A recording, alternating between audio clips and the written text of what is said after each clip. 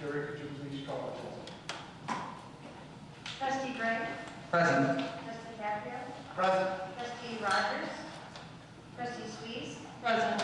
Trustee Kazmina. Present. Trustee Backel. Present. Mayor Rodriguez. Present. Are there any amendments to the agenda? Yes, Mayor, I'd like to table item I-2. I'll second that. Let's see here.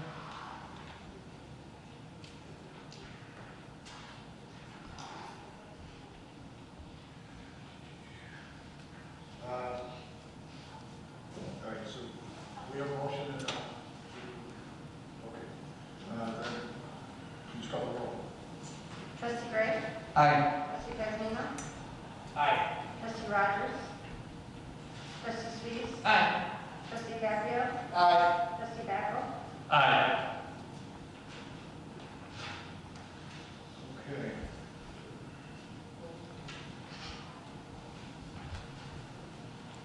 Recognition.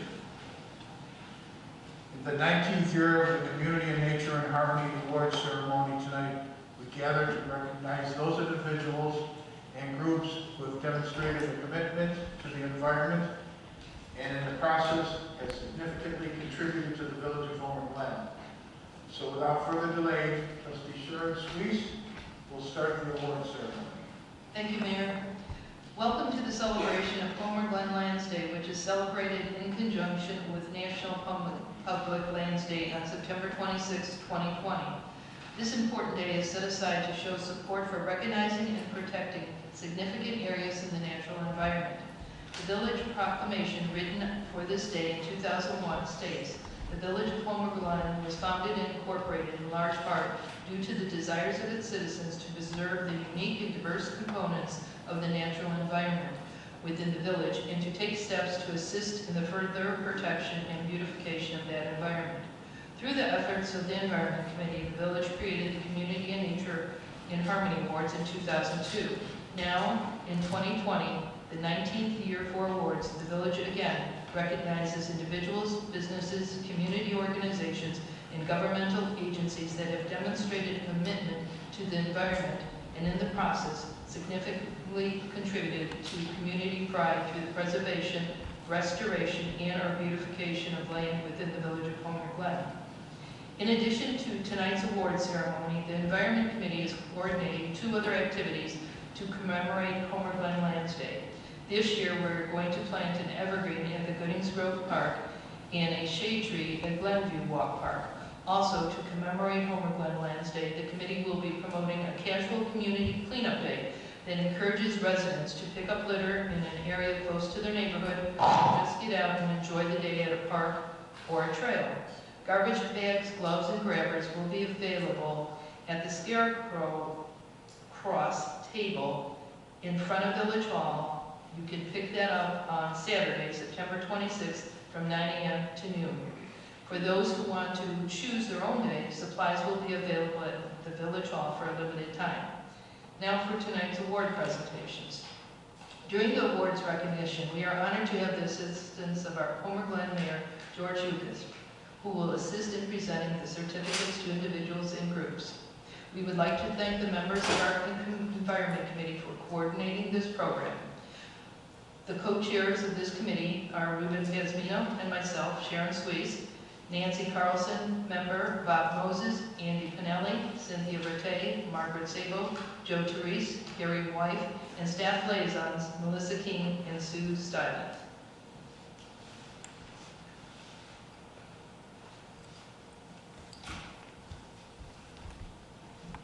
Thank you, Sharon.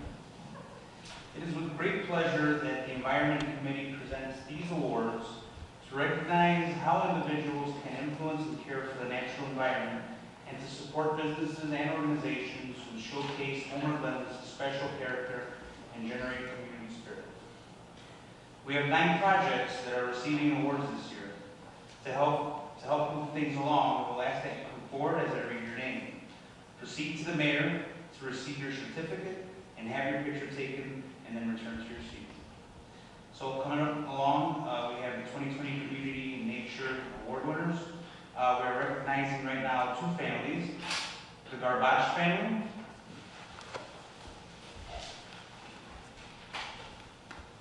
for their efforts of picking up trash while on the walks with their family and helping to beautify their neighborhood.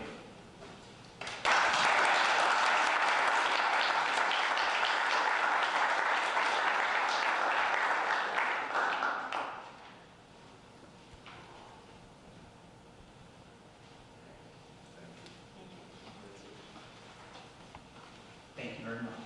Thank you. Now, for the sign recipients, the inherent beauty of our community would not exist without the care of our property owners. There's one more family there. They're not here. Oh, I'm sorry. The inherent beauty of our community would not exist without the care of our property owners. The following awards give recognition to owners who have set an example and inspired their neighbors and other residents within Homer Glen. These award recipients will receive a sign to be placed on the property which is being recognized. When I call your name, please come forward while I read your award acknowledgement. Proceed to the mayor to receive your certificate and have your picture taken, and then Gary will receive your sign and return to your seat. So we'll start with Patrick and Christina Maroney. Please come up. For their efforts in creating a stunning backyard full of colorful annual pots, many varieties of hydrangeas, a lot of technical names here, sorry. Hydrangeas, garden nooks, and a vintage Cinderella carriage adorned with hanging baskets of overflowing annuals. Thank you very much, Patrick and Christina. Patrick.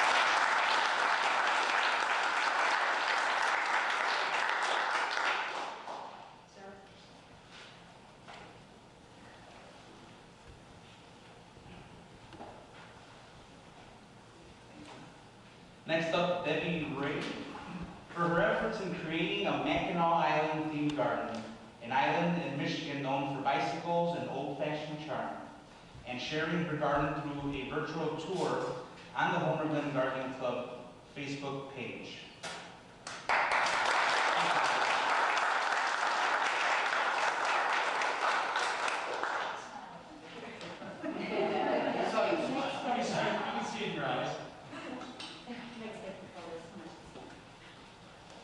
And now we have Danelle Zawatsky.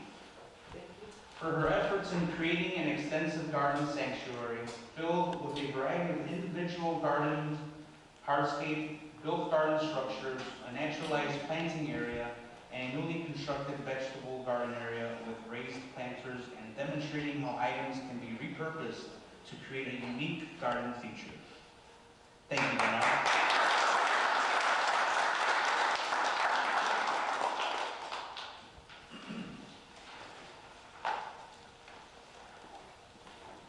Next, we have Phyllis Sullivan. For efforts in maintaining all of the gardens surrounding her home, especially the attractive gardens at the entrance to the mother-in-law suite of her lovely home. Thank you, Phyllis.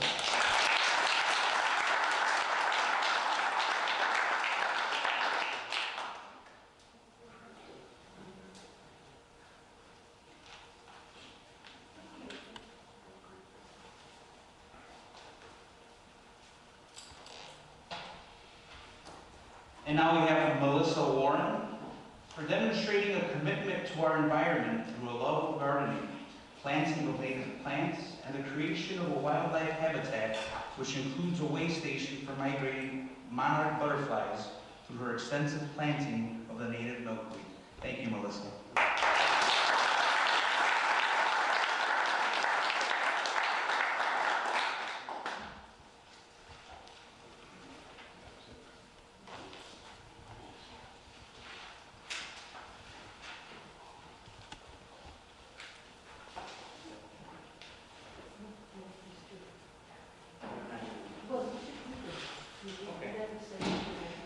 Okay, so unfortunately, two recipients are not here today. We have Tender Loving Care Animal Shelter for their efforts in creating a beautiful sanctuary to support the mental health of the animals that they serve and protect.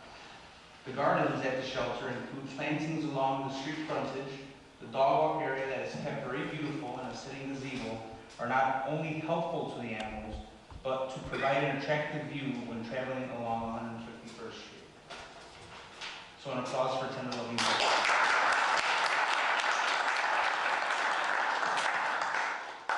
Also not able to attend, Becky Hurt, for her efforts of over 25 years of gardening on her 1.5-acre property that includes over 60 varieties of hosta, many species of the shade plants, a nature path through a forest, and a round duck pond. Thank you.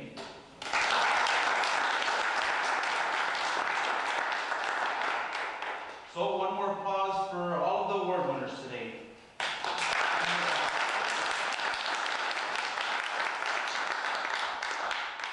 Thank you all for attending this event and showing your support for this important Homer Glen event. The mayor and the village trustees, thank you for your support as well. Environment Committee, thank you for your assisting and coordinating the presentations. And of course, Mayor, I return the meeting back to you. Thank you. We will call for a short break for pictures.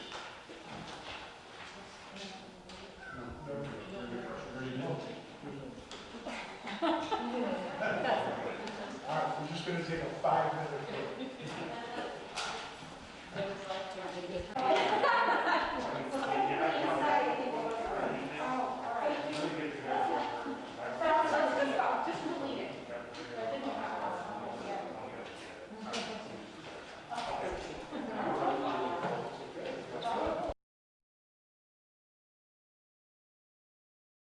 Meeting back in order,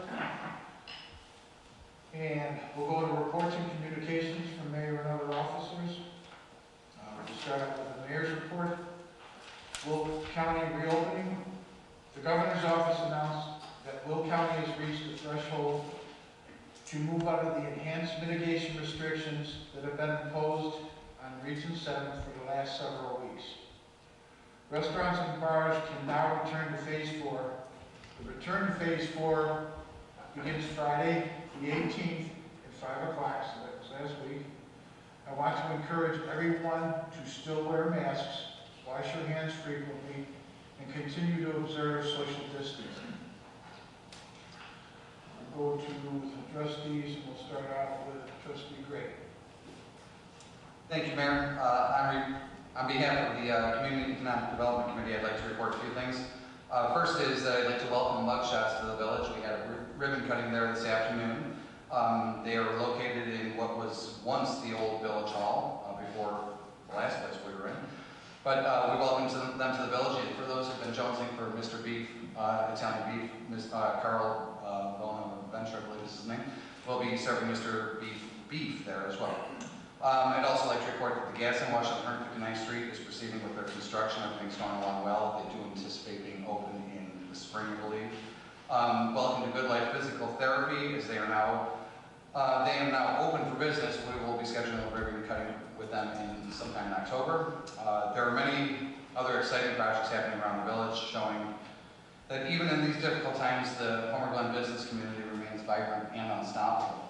On Tuesday, September 15, 2020, you, Mayor, and I hosted the Business Roundtable meeting here in the Village Hall. We had about 20 businesses, about 12 in the room and 7 or 8 on the phone, which it was a pretty good turnout given that it was the middle of a business day, and it was great to see everybody.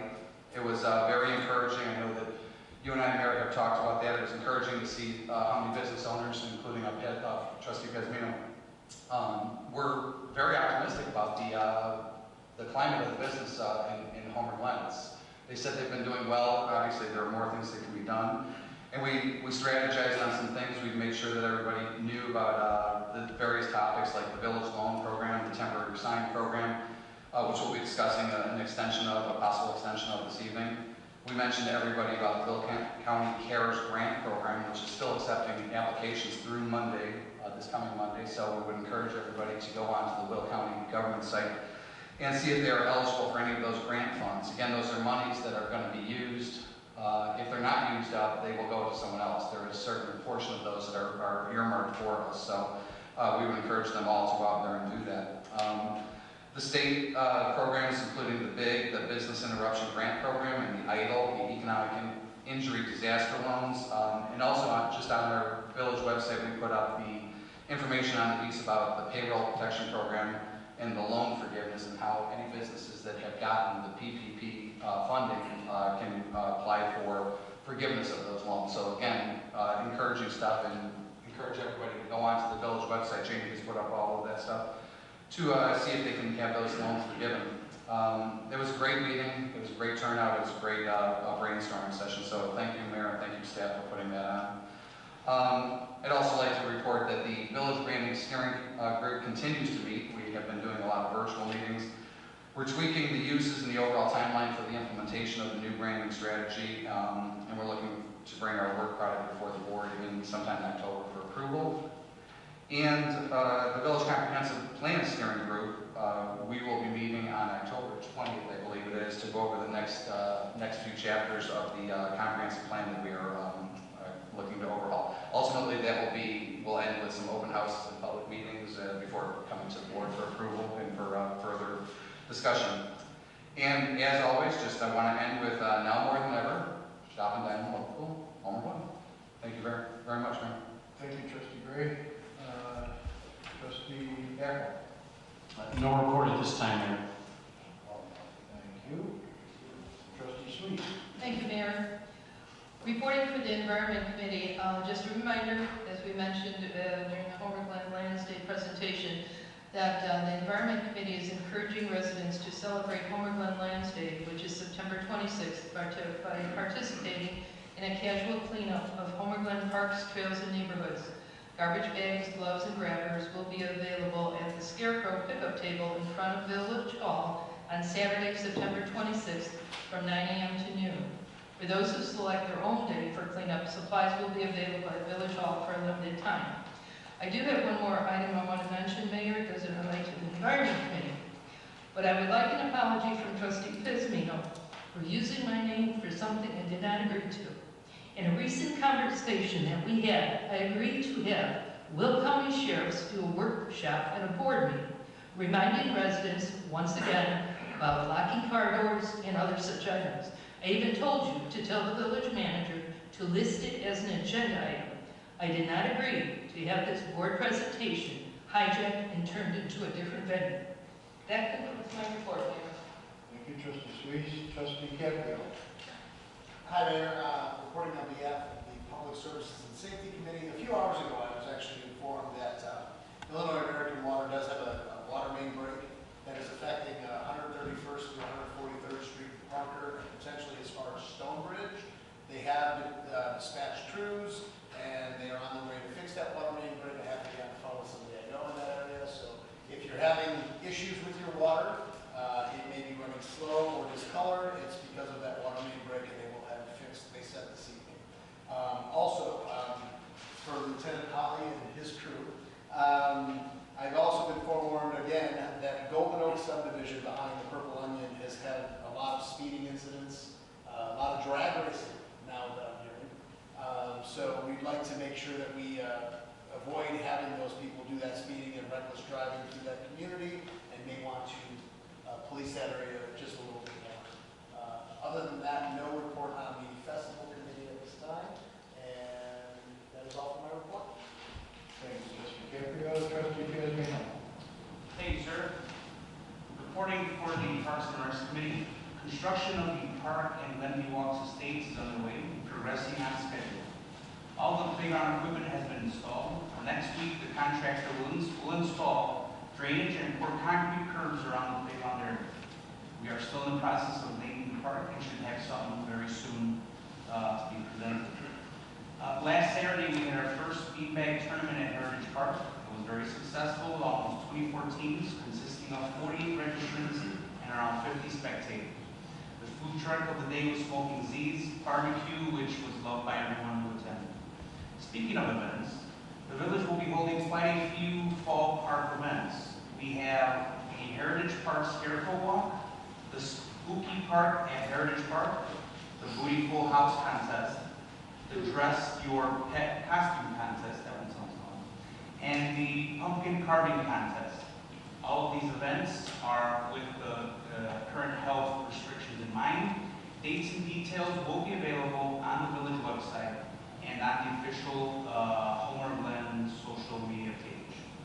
And finally, due to popular demand from the residents, given a few successful test runs, we were bouncing around the idea in the park committee and creating a food truck program in the park in which vendors can sign up to participate during assigned dates and times. This will be strictly for Heritage Park, and it has nothing to do with other conversations we've had on food truck licenses throughout the village. The village staff is looking into a few ideas so that we can present to the board at a later time. And now, in response to Trustee Suisse, Madam, I do apologize if you were given the impression that I took your seal of approval to provide a very needed, organized session for our residents.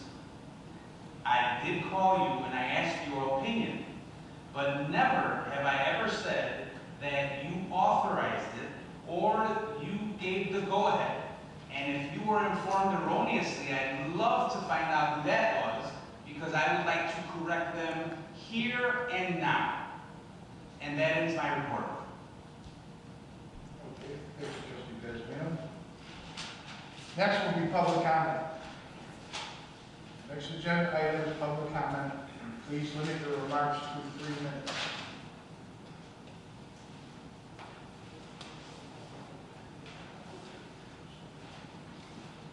Thank you, sir.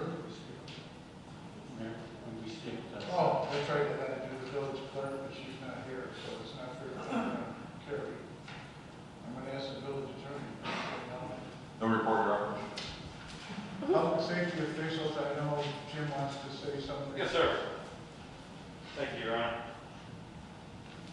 Everybody, I apologize. I usually try and go off the cuff, but I have actually prepared remarks this evening. So you can hear me, I'm just going to keep the mask to the side. Homer Glen, as we all know, is a wonderful community. On behalf of all the Sheriff's Office personnel, I can honestly say that we love serving and protecting Homer Glen. Year in and year out, Homer Glen is ranked as one of the safest communities in the entire state. Sheriff's Office personnel that work here are very proud of that. Most of the deputies and command staff that work here year in and year out. At our yearly shift picks, they continue to pick Homer Glen.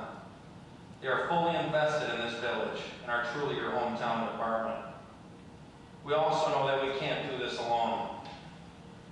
Homer's motto is community and nature in harmony. The safety of this town is maintained by the police, the mayor, village manager, village staff, board of trustees, public safety committee, public safety service entities, businesses, and especially you, the public, working together in harmony. The citizens are our eyes and ears on the street. The more eyes out there, the better. Citizens, you don't have to live in fear. Being aware of your surroundings empowers you. If your gut is telling you that something is not right, call the police. We are paid to answer these calls for service. You are not bothering us. Everybody knows, but I just want to remind you, for any and all emergencies, please call 911. For those of you that do it on a cell phone, please remain on the cell phone so we know your exact location and can get as much information as possible.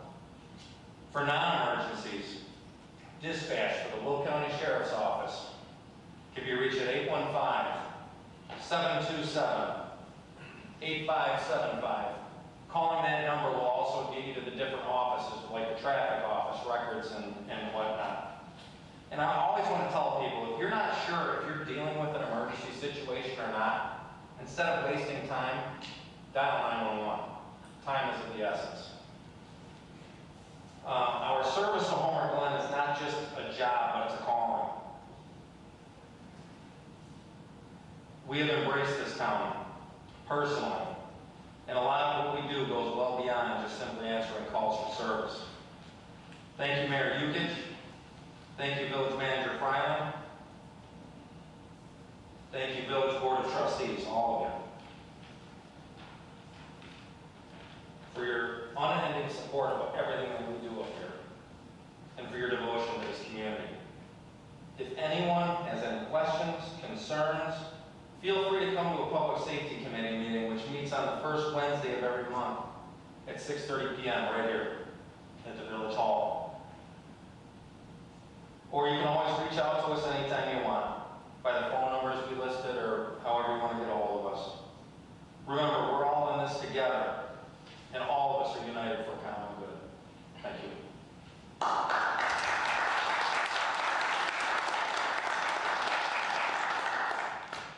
Thank you, Lieutenant. Yes, sir.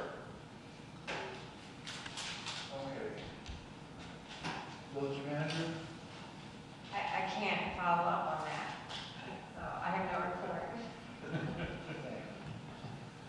Now public comment.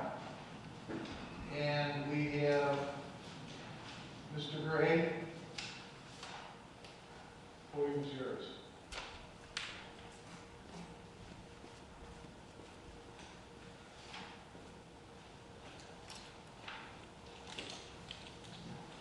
Thank you, Mayor. I've stepped away from the dais tonight to comment as a resident and a homeowner of Homer Glen and Homer Township on the transfer of stewardship road district to the village. The Township Board has placed a question on the November ballot, and the wording is very misleading. It asks if we should abolish the road district and transfer the authority and assets to the Township Board. This may seem like a good thing, but it's really not in the interest of Homer Glen or the taxpayers of Homer Township. This authority and the assets need to be administered by Homer Glen or the Homer Glen roads. We should not have these services dictated to us by a board that has other priorities. I firmly support the transfer of stewardship of the road district to the village, as this is the next logical step in the future of the village. Whenever possible, Homer Glen should be in control of our vital services. The contractual partnership Homer Glen has with the road district served as well as the young community. It's now time for us to take control of these services. 20 years ago, the residents passed the incorporation of Homer Glen as a village in order to guarantee that they would be able to protect their interests and determine their own future. Incorporation was later bolstered by home rule status, which again secured the necessary tools to make the decisions that were in the best interest of village residents. I'm urging all of Homer Glen to vote no on this referendum in order to preserve the authority of the Road District Commissioner to continue to negotiate directly with the village and the other equity partners in this critical matter. We can't always be certain that the person in charge of the road district will have the best interests of the Homer Glen as a priority. This is the right thing to do, it's the right time to do it, and it's the right direction for the village. Thank you. Thank you, Trustee Gray. Next on the consent agenda, all matters listed under the consent agenda are considered routine by the village board and will be enacted by one motion. Is there a motion to approve the following items? 1. The accounts payable for the period of September 11, 2020 through September 24, 2020 in the amount of $727,168.33. The Treasurer's report of cash and investments for the period ending on August 31st, 2020. The pay estimate number 1 from Len Cox and Sons Excavating for the 2019 drainage program in the amount of $38,486.46. So moved. I'll second.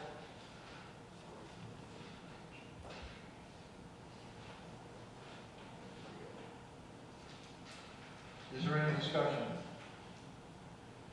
Madam Clerk, please call the roll. Trustee Gray? Aye. Trustee Backel? Aye. Trustee Sweets? Trustee Caprio? Aye. Trustee Kazmina? Aye. Motion carries. Next, is there a motion to approve ordinance number 20-043, an ordinance approving 1, special use permit for a major amendment to the Homer Glen Plaza PUD, and 2, site plan approval for a certain real property located in the C2 local business district at 12845 West 143rd Street, Homer Glen, Illinois. The PUD amendment includes a variance for the copy area for the proposed wall sign for Pet Supplies Plus, case number HG-2011-S. That's the move. Trustee Caprio, Second. Trustee Gray. Discussion. Mayor, I'd just like to say I'm glad to see some movement over at that development. It started out with quite a flare, and it seemed to have tapered off a little bit, so it's nice to see some interest over there. This is a good use of that piece. I know it's a little different than was originally proposed. They're now kind of redoing those buildings, so it's good to see them mixing it up a little bit.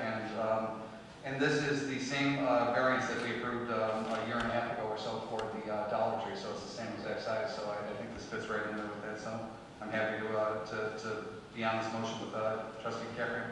Yeah, and I'd like to also comment that I'm glad that we were able to work out the details of the signage and size and matching everything that they've done. We welcome that and hope they do well at Homer Glen. Yes, and I'm very happy to see another business come in, where other communities unfortunately are having a lot of businesses leave. So, good for us and good for them. Any other comments? Madam Clerk, could you please call the roll? Trustee Backel? Aye. Trustee Gray? Aye. Trustee Caprio? Aye. Trustee Kazmina? Aye. Trustee Sweets? Motion carries. Number 2 is tabled. So next, number 3, amending billing and filing of notice of lien, Article 1, collection and disposal of solid waste. Is there a motion to approve ordinance number 20-045, an ordinance amending billing and filing of notice of lien, Article 1, collection and disposal of solid waste of Chapter 166, sanitation of the Code of the Village of Homer Glen, by adding the assessment of administrative and attorney fees? I so move. Trustee Sweets, A second. Trustee Caprio, discussion. Madam Clerk, would you please call the roll? Trustee Gray? Aye. Trustee Backel? Aye. Trustee Sweets? Aye. Trustee Caprio? Aye. Trustee Kazmina? Aye. Motion carries. Next, ordinance number 20-046, approval of modified standards for temporary signs. Is there a motion to approve ordinance number 20-046, an ordinance granting approval of modified standards in lieu of 220-1005-E.2 of the Homer Glen Village Code for temporary signs through December 31st, 2020, as part of the 2020 Economic Recovery Plan for Homer Glen? So moved. Trustee Gray, I'll second. Trustee Backel, discussion. Mayor, I'd just like to mention this is part of what I had mentioned in my report about our business roundtable that we had discussed with the business owners. This is a relaxation of our temporary sign ordinance that allows for a few additional types of signs as well as the longevity of how long they can be out there. We did mention this to the business owners when they were in, that they should take a look at this, as several of them noted that in the absence of the Homer Horizon now being defunct, that they're having a hard time getting their message out to the residents that they are indeed open and that they might be open with restrictions or whatnot. And we encourage them to look into the temporary signs and maybe deploy some of these because this will help them get through. We did note the irony of the date of our meeting happened to be the date that This originally had sunset, and we had said that we were going to bring it up at this meeting and hope for an approval from the board for an extension of it. But it is a good thing for our businesses. It has not been overdone. I know some of our fears in the beginning were that this would run rampant, and it really hasn't. It's been used judiciously, and I think that's good in the long run. So again, I look forward to a hopeful, successful passage of this. Thank you. Thank you. I have a comment there. Go ahead. Well, where it says for the recovery plan, I still say feather banners are an eyesore, but that's my opinion. I do have a question on a clarification here. In Exhibit A, right underneath where they talk about with the exception of feather banners, what's not allowed. It says lighting for temporary signs is not permitted, which is true.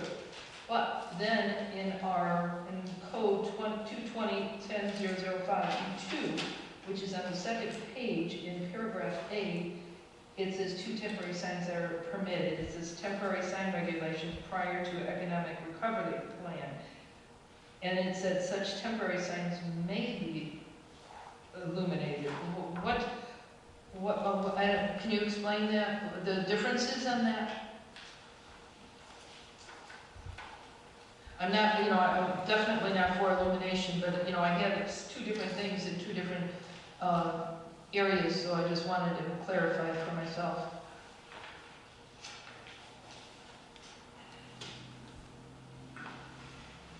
EJ, you're gonna take that?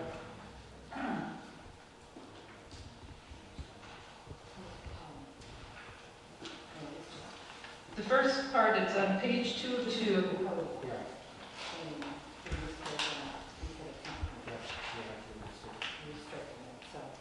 So in the temporary guidance, we're actually restricting the outdoor lighting. It's more restrictive rather than saying maybe permitted. So it's actually, we're actually restricting the outdoor lighting. Okay, so we're following the standards for temporary promotional signs as shown in Exhibit A. We're following all those bullet points. Okay, because I saw one thing over here. Okay, that's all I needed to clarify. Thank you. Is it possible that what's listed as the bullet points in Exhibit A is the ones for the temporary signs that are outside of the permitting process, and the ones that are written into our code book are part of the regulations for the temporary signs as part of the permit, the 91 days allowed permit process? Yeah, they're part of the 91 days. The ones in the code book are meant for the 91 days. For the permitted portion of it. Okay, thank you. And again, I'd also like to remind all the business owners that this is in addition to what you're allowed by permit. You're allowed 91 days of temporary signage. So this originally was conceived as a 90-day program, and now we're going to extend it, I believe, another 90 days. But this will not eat into your 90 days of temporary signage. Now, should we go beyond that, it depends on what happens at the end of the year. If we go into next year,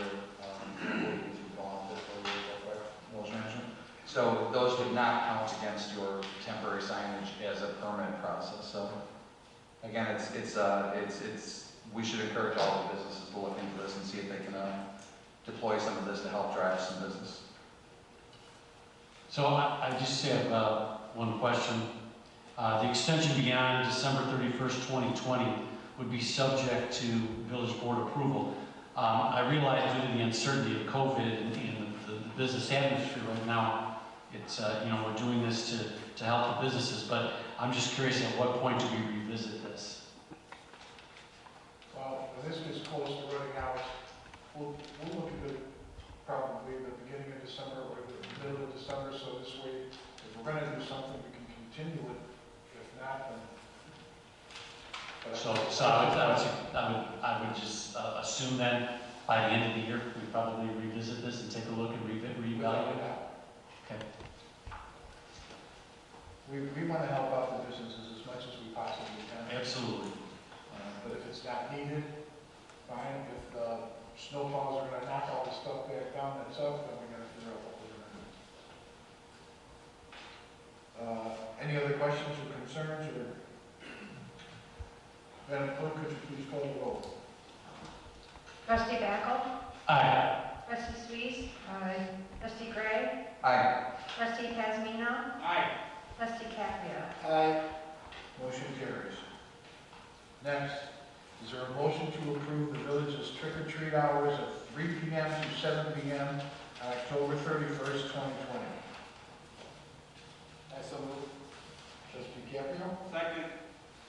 Trustee Kazmino? Discussion. I have a comment, Mayor. I just wanted to tell those that may be going door to door trick or treating that please be mindful that there are some residents that are opting out of this door trick or treating by posting their signs available on the website. So please be respectful to their wishes. If you see a sign like that posted, that's all I need to say. Thank you. Is there anyone else? Madam Clerk, please call the roll. Trustee Kazmino? Aye. Trustee Caprio? Aye. Trustee Sweet? Aye. Trustee Backel? Aye. Trustee Gray? Aye. Motion carries. Next, is there a motion to approve a resolution in support of jurisdictional transfer of stewardship, including real estate and assets of the Homer Township Road District to the Village of Homer? I so move. I'll second.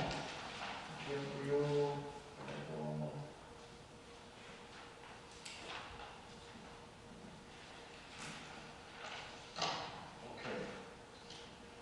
I'm going to read into the minutes what our resolution is. This is resolution number 20-009, which reads, a resolution in support of the jurisdictional transfer of stewardship, including real estate and assets of the Homer Township Road District to the Village of Homer Glen.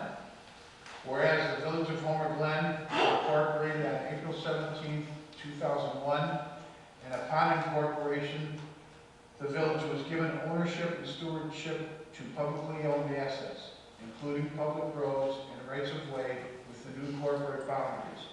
And whereas the Village of Homer Glen is a young village, entered into an intergovernmental agreement in 2003 with the Homer Township Road District to maintain and regulate the roads within the village in sustainability the same manner as before incorporation.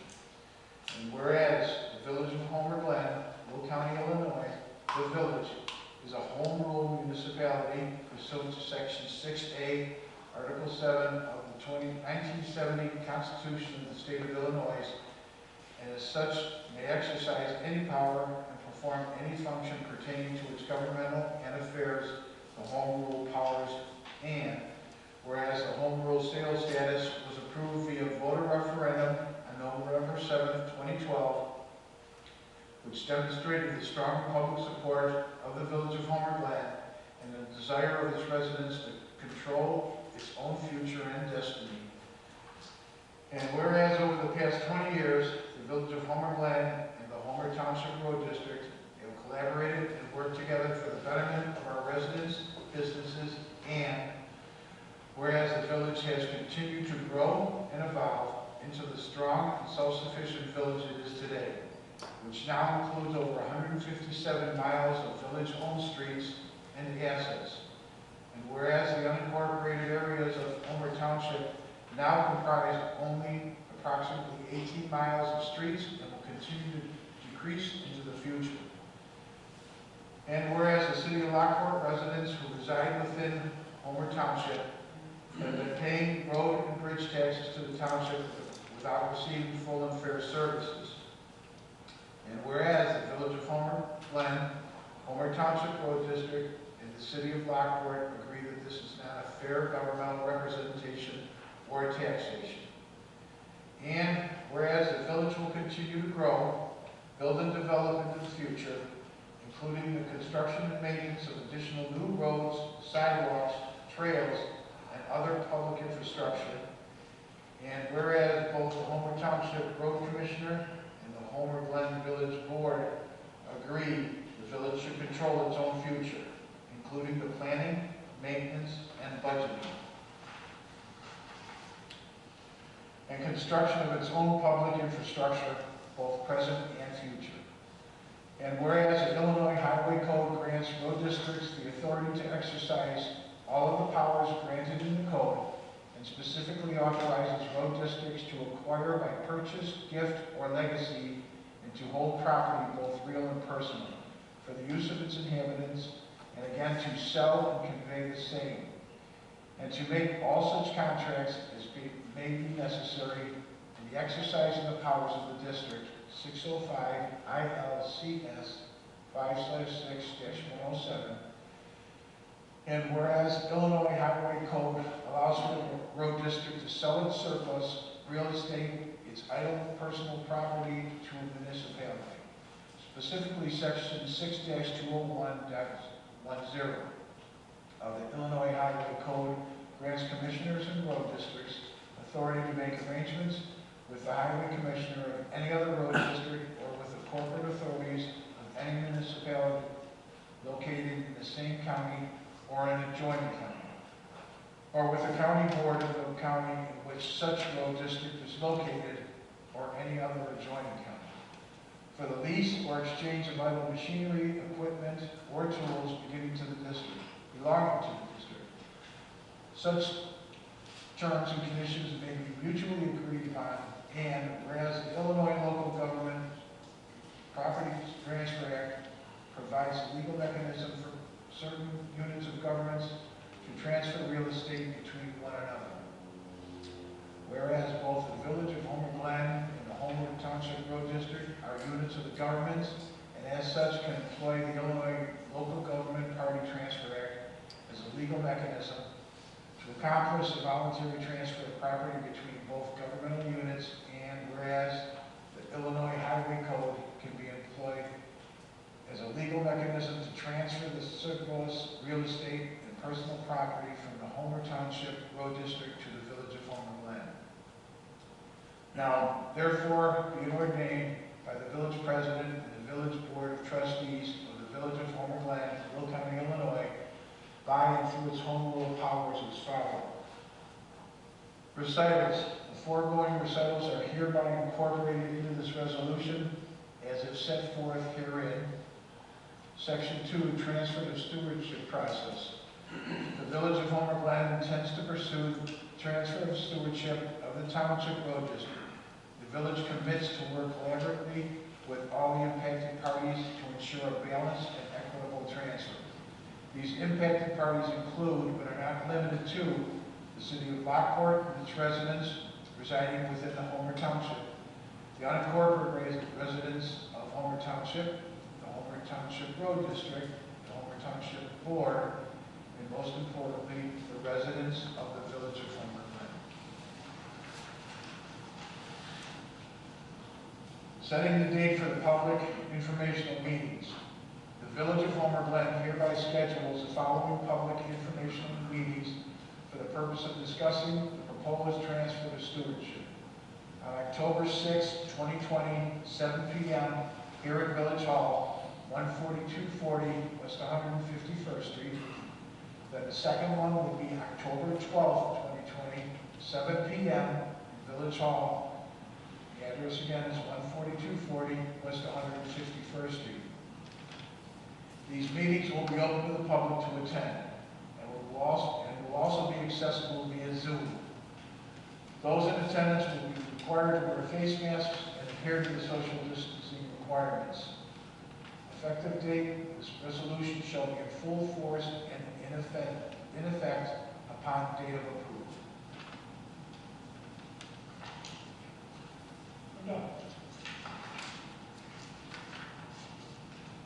Mayor, I'd just like to clarify for everyone in the audience, everybody listening, this resolution is fairly exploratory, correct? We get all the workshops and resident feedback and other workshops and informatorial meetings, correct? Yes, that's correct. Any other questions?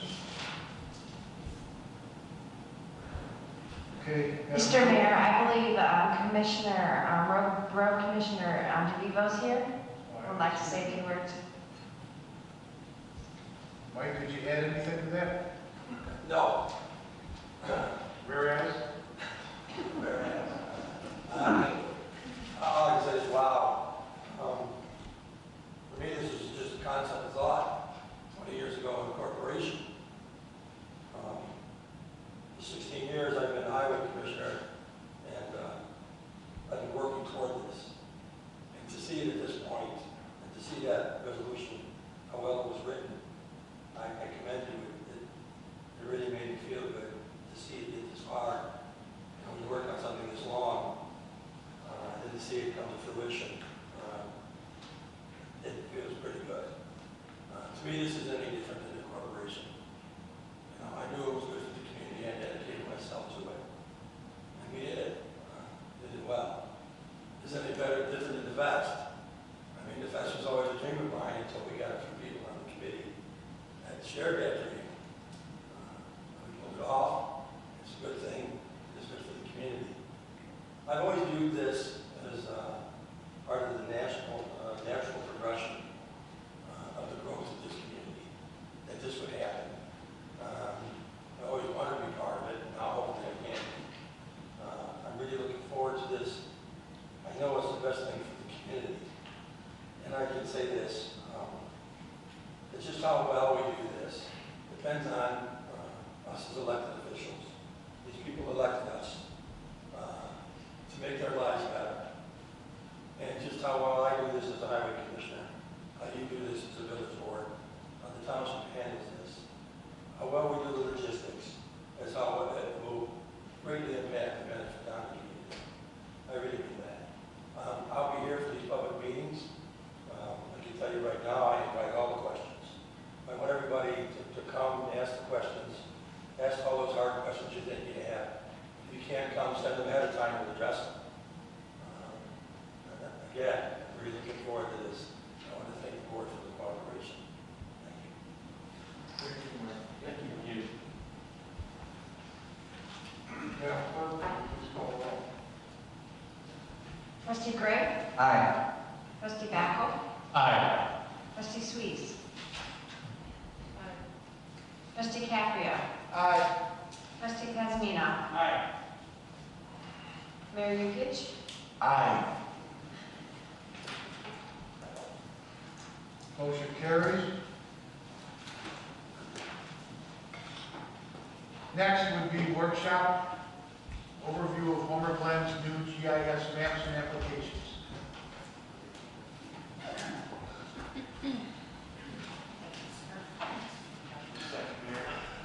Mr. Mayor, while they're Mr. Mayor, while they're sitting down, I just want to have a few opening comments. I think that you're going to find this workshop quite informative.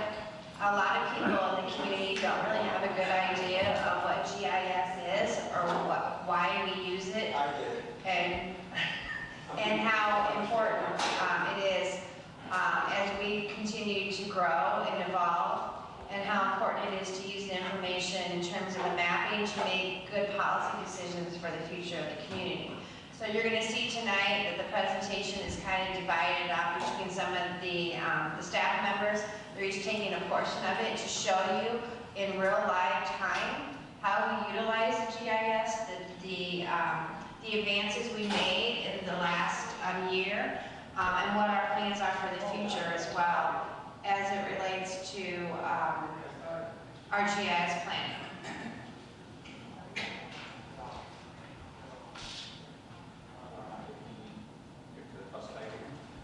So I'm going to give a quick overview of the GIS program, what we did so far, and what kind of created three big data viewers. So this is part of the 2025 GIS work plan we have, and the data viewers we created so far are available properties, land use viewer, storm sewer atlas, and by the way, these viewers are interactive maps, which meaning we can actually get into and query data, search for information compared to the static maps we've been using in the past. And these maps actually will help the village board to make more informed decisions and for allocate resources for future maintenance plans. And the next slide. So, starting in January, we start working on adding data layers to our basic zoning map and the subdivision map. We added layers such as school district, fire district, and FTA boundaries. One of the upcoming late fall project is we're going to plot these street light location maps using GPS receivers, and I'll show that in a minute. Other potential applications include plotting locations of trees. I know John Robinson would like to do that as a future project. Fire hydrants, mapping code enforcement data, and crime data as well. Those are potential applications. So I'd like to quickly show the GPS receiver, the village plot, the first GPS receiver, and we're all excited to get this. Can't wait, some of the staff members can't wait to get trained on this one. So this one, I believe, it accesses multiple satellites at the same time. And Mike, our consultant, mentioned he could even access European and Chinese satellites. Not that we need it, but he can go that far. So this is very exciting for us to have this, toy to actually do some very good work. And I think one of the benefits we're getting being next to the tollway, we're getting free real-time network signals from the tollway, which if we didn't have that benefit, we would have paid $1,700 in subscription every year to get the connection to the real-time connection network. So that's the added benefit being next to the tollway. So I'm just going to add a little bit here. So this will actually allow us to go out in the field, and we will log the coordinates exactly of the thing that you're mapping. And the savings that DJ has mentioned is because of our geographic location to 355, we get more accurate data than other communities that are further away from us. And we also are able to receive that data for free of charge from the tollway as well. So those are added benefits for our geographic location. So this is going to make the tracking and the mapping of these things much more user-friendly for the village. And also the accuracy is like within 3 inches of the location versus if you use a tablet or a smartphone, the accuracy is like 16 to 30 feet versus 3 inches. This is what that makes it that much accuracy. So another aspect of the GIS project is to get staff trained so we can maintain all the maps that are being created. So Mike Dam, he actually did our first training on June 25th, and we're doing that on an ongoing basis. All the key development staff are getting trained as the editors of these maps, so we maintain the maps going forward. And once we establish all the basic data for our internal staff, our next step is to share the data out to the public, which we actually started doing with the JD's available properties. Is live now on the village's website, which JD is going to show that in a minute. So we're going to push this out to the public as we complete each one of these maps. For operational efficiency, sort of control the cost, we're not using the ArcGIS desktop licenses. We're just using this online program, which is shareable among all the staff. So we're trying to keep the costs down while they're doing all the work. So another goal for us is to acquire our own server. Right now we're hosting on their server, right? You're hosting everything on RPS Online, right? Yeah, online. So eventually we'd like to have our own server so we can host the data and push it out to the web. We can just store more data. So that's our long-term goal. So the next slide is pretty much what Mike Dam helped us to get here, to streamline the data to create the ArcGIS platform. This is all the background work he did. I won't necessarily go through every bullet point. This is what we paid for him to do it, and he did. Just want to share that with you. Yeah. Why would we want our own server versus the hosted solution? Mike, you want me to? I know he's the expert on it. So that's what we talked about with staff as a long-term goal. So that is when you start to create enough of your own GIS information that you want to keep it locally in-house. So when you start to move to an enterprise database such as SQL or something else where you have a lot of things talking to it, a lot of data in it, you're going to want to keep that in-house for security reasons. And then what you have is you have an ArcGIS server which is sitting behind your firewall that will serve out only certain things that you allow real time from your database. Right now we're using kind of temporary solution. There's only limited data that the village has right now, so we're hosting everything in RGS Online. It's very secure there, but it is not local, stored in-house here. So long-term goal with most GIS is to have your own internal GIS data stored and then serve it out as needed. So that just becomes, as it gets larger and larger, there's more functionality to be had with having it local and serving out. You're not at that point with the amount of data that you have right now. No, we would have It's a long-term goal. We would have speed efficiencies having it internally, but we'd also have backup issues that we gotta make sure that we have a cloud backup of some sort. Yeah, it becomes standard with that stuff, but once you start tying it into other things, the typical progression is when it's small like this, to start with RGS Online, maybe then move to a hybrid solution, maybe have someone else host data for certain places with our server, and then move internal if you get that large. Thank you. So without further ado, I'd like to Jenny to show the airport process of your work.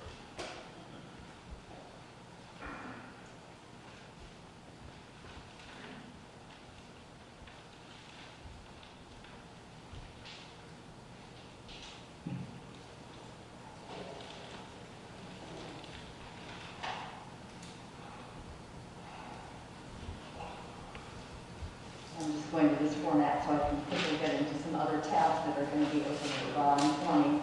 But we've always had an online space and property inventory on our website, but it's been a static kind of a presentation, and I'm going to just show you what it looked like real quickly so you can appreciate better the new GIS platform. But this conversion of the property inventory to the GIS platform is very supportive of one of the village's strategic plan initiatives to update the marketing and recruitment strategy. And also, I just want to put this in context, there's other things that support that initiative, which include the ongoing branding project and also the comprehensive plan update. So all of these things coming together are going to help the economic development effort to update the marketing strategy. And it was mentioned that the available properties inventory is now live on the new platform. And now, the real benefit for the user experience is that this is an interactive experience. So this is just what the static inventory looked like that we just took down in place.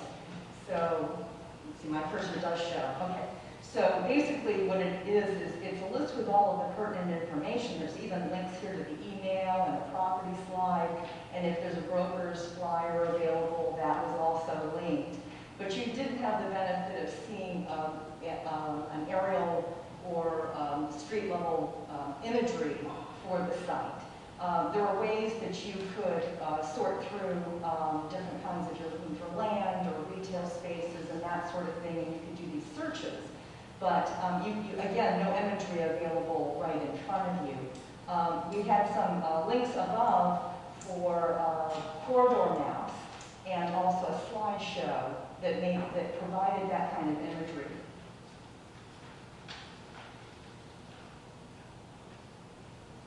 This is just an example of the 159th Street corridor, and this is, again, it's static. It was a PDF. It had to get updated.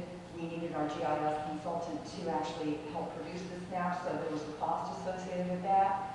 And when there was a change in any of the sites, it would change the way that these sites were labeled, so you would have to go and update this all the time. So again, you couldn't put it against the list. And then the slideshow, it didn't show this way, it was one slide at a time, but there was helpful imagery and a presentation slide for each property, but again, it wasn't interactive and it wasn't as easy to use. So now we're going to go into the new site here.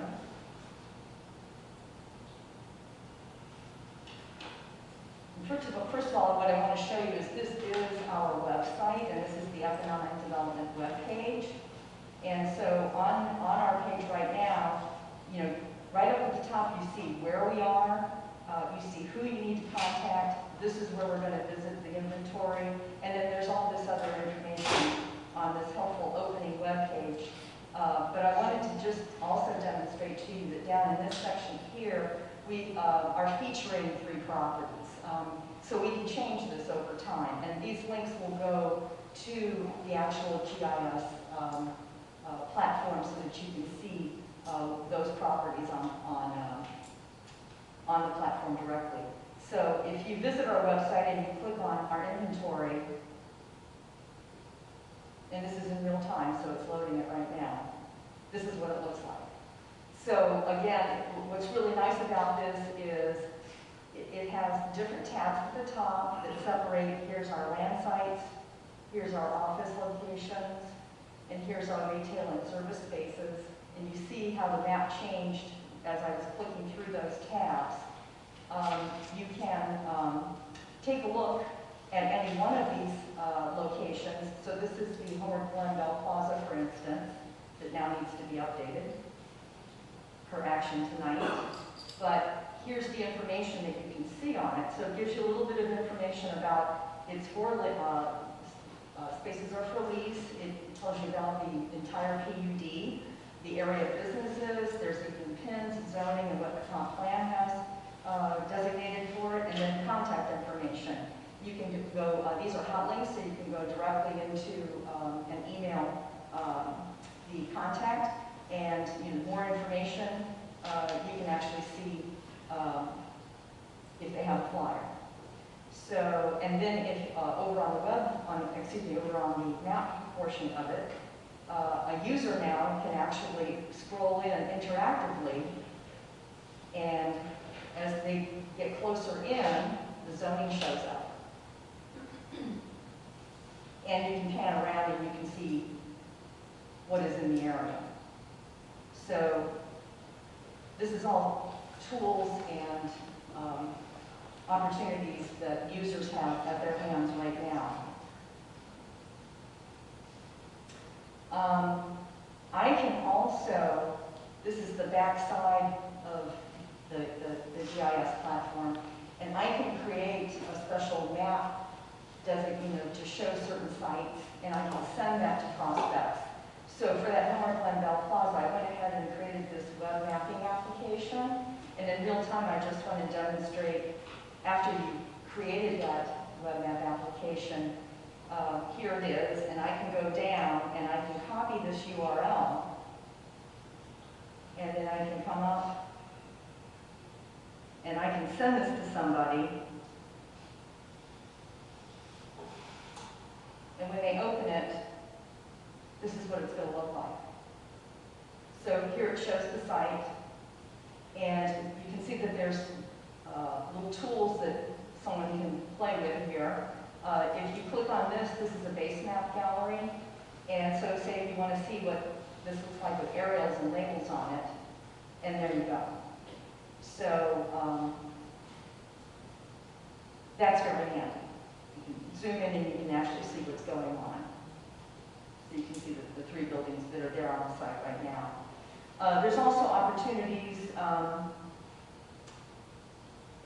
if you want to share this, there's the link. You can share it out. This would be a user doing this. Say a broker wants to show it to a developer or an end user.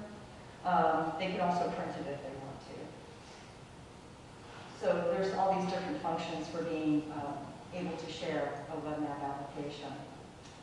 If it's open land, can they measure? Pardon me? If it's open land, can they measure with this tool?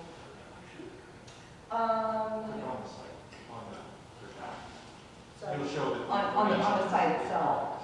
Yeah, let's see here. Click on the dot, just on the dot on your map. Sorry? To show the, Can I follow me? show the dot on your map that you made, shows the attributes. It's Oh, not just, it's not just the top. That's correct. I stand. Sorry. Okay. It's not really good. We'll go back to it. Okay, here it is. On your map. Oh, on the map that I gave. Yeah. I think I already closed it down. I think it's the last tab to the right. Yeah, the answer to your question is yes, you're able to. It's like Google Maps. Here you go. Yes. This is what you're talking about. Do you want to figure out what square footage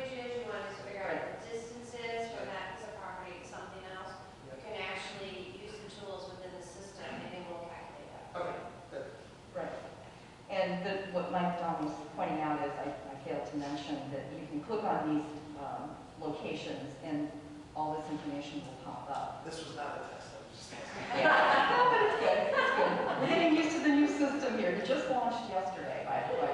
We haven't made the other layers public yet. Once the other departments allow those to be public, she can incorporate those into her maps that she sends out to people as well, but they're not public yet, so she can't incorporate those layers in. And we have a lot more fields than what you are seeing on this shared app, web app, in this instance here. I'm able to control that. I can, identify which fields we're going to share out, which ones I want to have internal. I can have some, one field is internal history, so I can have notes that I want to keep track of on a property that only I see. So, so that's okay. So let's see. So you might be wondering, like, what type of stuff would we not want to make public? Janie may give a good example of that, but the other one is there is confidential information such as location of utilities, things like that, that are generally not made available to the public because of homeland security concerns. So those things that you would be able to see on the internal GIS system, but the public would not be able to see those things. Yeah, you wouldn't want to do that. Okay, now I'm trying to figure out where my editor, I'm just going to open this up. So behind all of this is the editor, and this is, back of house. Here's all of our sites, and there's all kinds of tools up here, and I'm not going to go through everything, but this is where all of the data input happens. And there is also filters that can be applied so that I can do analysis.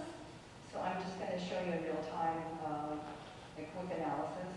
So say I want to take a look at all the retail sites, and I want to take a look at the ones that are up to 2,500 square feet in settlements. And so I need to turn on my filter.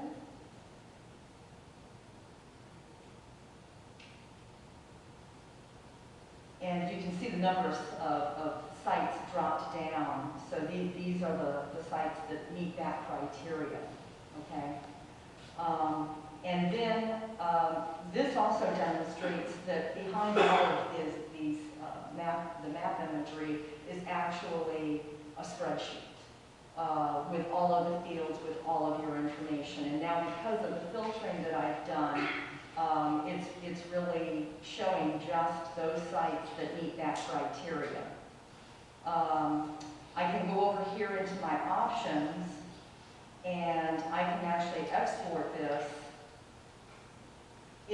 separately from the GIS platform into a spreadsheet.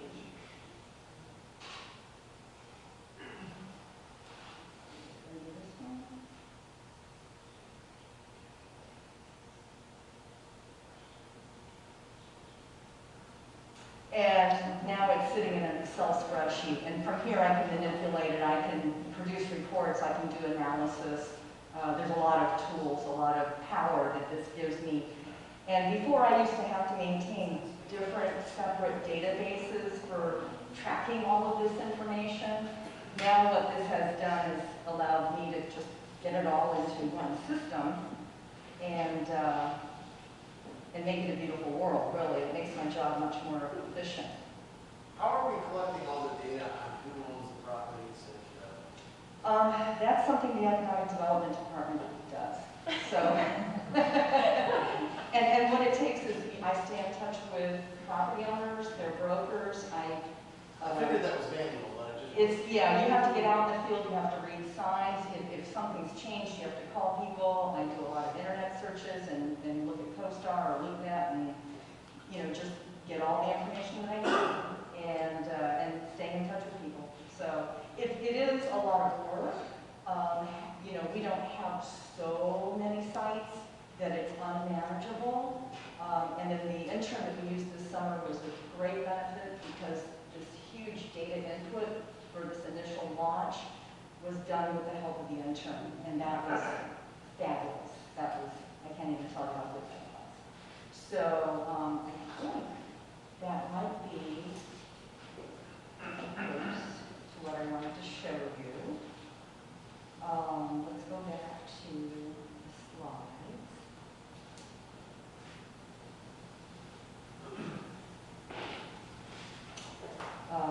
so then the next thing I wanted to show you is that, of course, this has to be mobile applicable these days.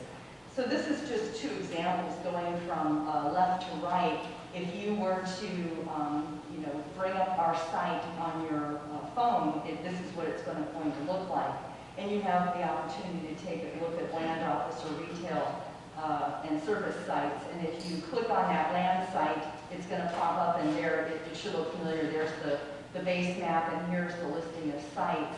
And if you click on that first one, this is the type of display that you would see on your phone, which is fabulous because honestly, a lot of the time, brokers, business owners, and developers are out in our field touring our community, and if they can refer to something like this while they're out there, they can check things like zoning right away, or they can see an aerial or whatever. So yeah, the next bit is just if you were researching an office property, that's what that would look like. So I think that covers my part of the presentation. And then I'm going to turn it over to Melissa.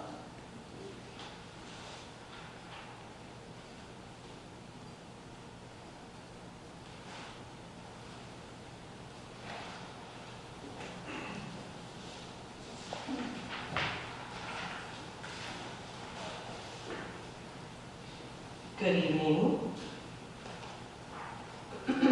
So I'm going to go over the land use viewer, which is more of kind of the general ArcGIS house for all of our information.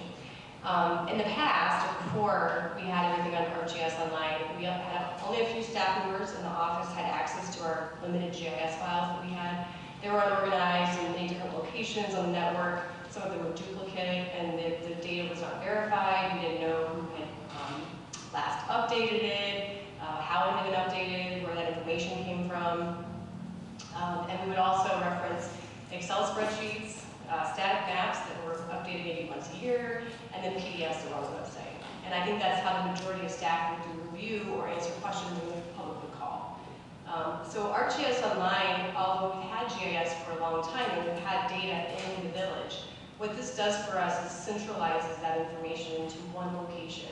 And we've, with the help of Mike Dom and his colleagues, have been able to do a much better job of verifying what that data is. It's like kind of, what's the word that you use?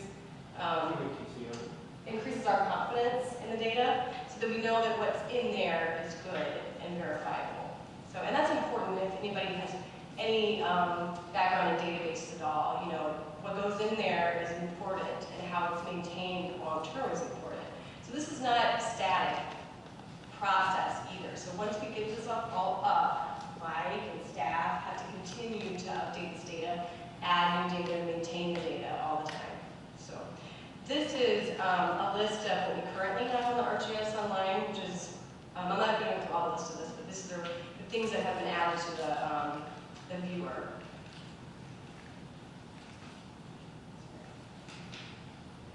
This is just what it looks like, kind of on the, with the zoning turned on. I'm going to go to the actual land use viewer.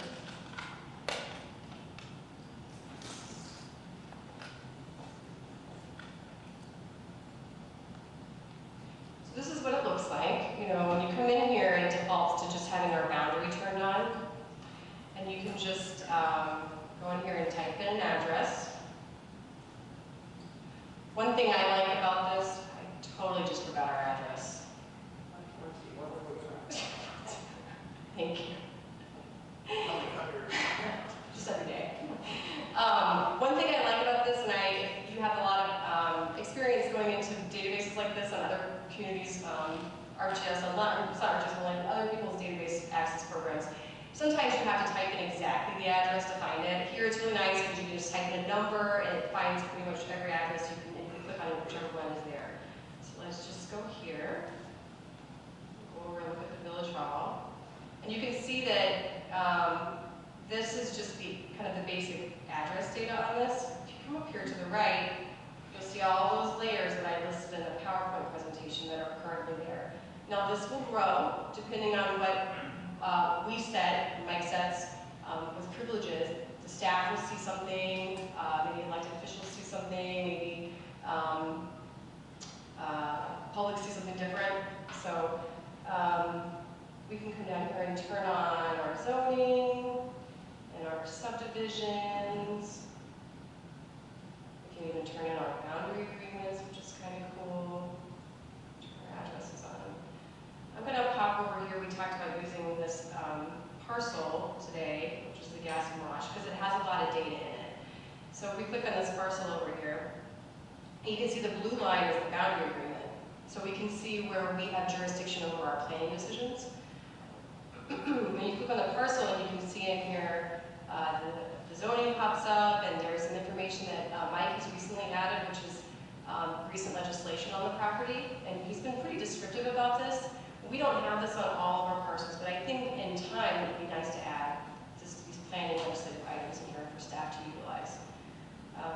And then up top, you can see where it says 1 of 2, and if you click through here, it's showing you the boundary. So if you're on a parcel and it has multiple, like data for multiple layers available, it will show you can toggle through those. Just really quick, it's kind of fun. You can go over here and click on these little 3 dots and set transparency. What's helpful with this is you can come to the base maps and turn on your aerial, and then you can see zoning laying on top of that.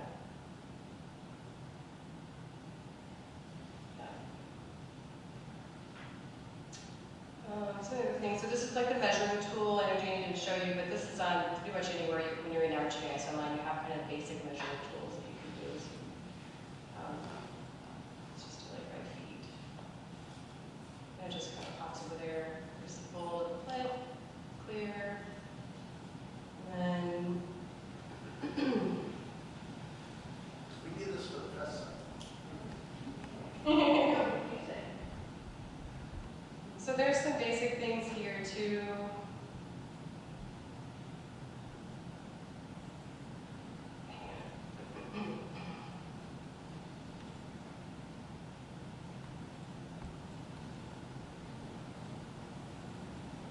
If you want to know square footage and you're just going to maybe grab a section of the property and maybe look at a quick, I don't know, size of a building or size of a parking lot and do a little takeoff, you can do it in square feet or acres. So a lot of opportunity. And then filtering options, just like Janie did for you, there's a lot of different filtering options. You can do multiple filters at one time. We could just come in here and ask, to see all of the C2.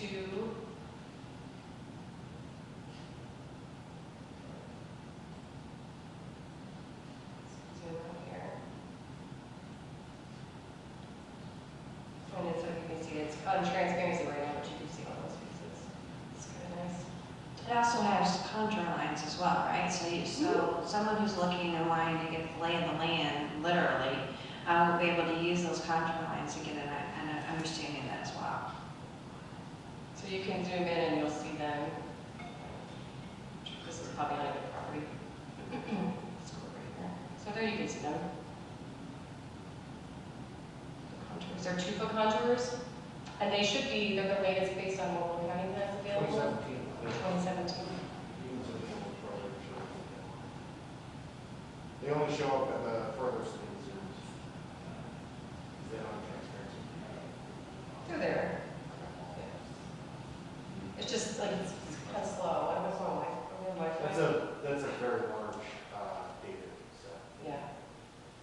And then, what I like, consistency of what people see. So being able to print, I can print, front office staff can print, public can print a map, and it's always going to look the same. So that's a nice thing for consistency. So I'll just show you what that looks like. As developments come online, you have to add those to the GIS somewhere. Yes. Name them. Right. And currently, Mike, his company does that anyways for us right now. So we've never really had a GIS person in the village. Not that there's been some planners in the past that have done some minor GIS work, but I think in general, as of lately, Mike's team has been managing that. So if there's a zoning change throughout the year, we do zoning changes once a year to the map. It doesn't get updated until the end of the year, once at a time, once a year. Right, and the aerial maps, they, you know, those are, only get updated every so often as well, and those, we have to get them from an outside source as well. I think one of the things that's important to point out about this is a lot of this information is interactive, but what our goal is one, ease of use, right? Being user-friendly for the end user as well. But then also, how do we go to that next step where there are larger communities than Homer Glen typically have a GIS dedicated staff. That's all they do all day long. Yeah. We're not at that point yet. So we're able to do it through our contractual relationships and with the staff that we have, the interns and stuff. But as you continue to grow and you continue to put more information into the GIS program, then that's where you may evolve to where not only do you have someone to oversee the inputting of the information, keeping it updated, but also in doing the analysis behind it, like almost like a GIS analyst. What they say is, for example, I'm going to use Joe as an example here. Over time, you can track where are your property maintenance complaints coming from within an overall community. And by mapping those on a map, you're able to determine maybe there's certain areas of a community that need more attention or special resources allocated to them because of that. Where is new development occurring in a community? Is it one area versus another? You can map all your building permits. You can map what type by type. There's a lot of information you can put in here. Parks, and then you putting in all the equipment, and the equipment was installed, and then you can generate reports that shows you what should your 5-year capital improvement plan be based on that information that's in there. So it really is a tool for making good public policy decisions too in the long run as well. Does this allow for topographical? It does, so we could actually figure out mitigation of flooding issues, things like that. There's a lot of adjustment. Actually, the project that you guys are working on for your committee, we're using GIS to map the responses to the surveys of the residents who said, yeah, we're interested in participating in the long run creek cleanup. And then we're taking that information and we're mapping it out and we're determining where are the best places to do those projects based on the response. And we're able to do it by using GIS.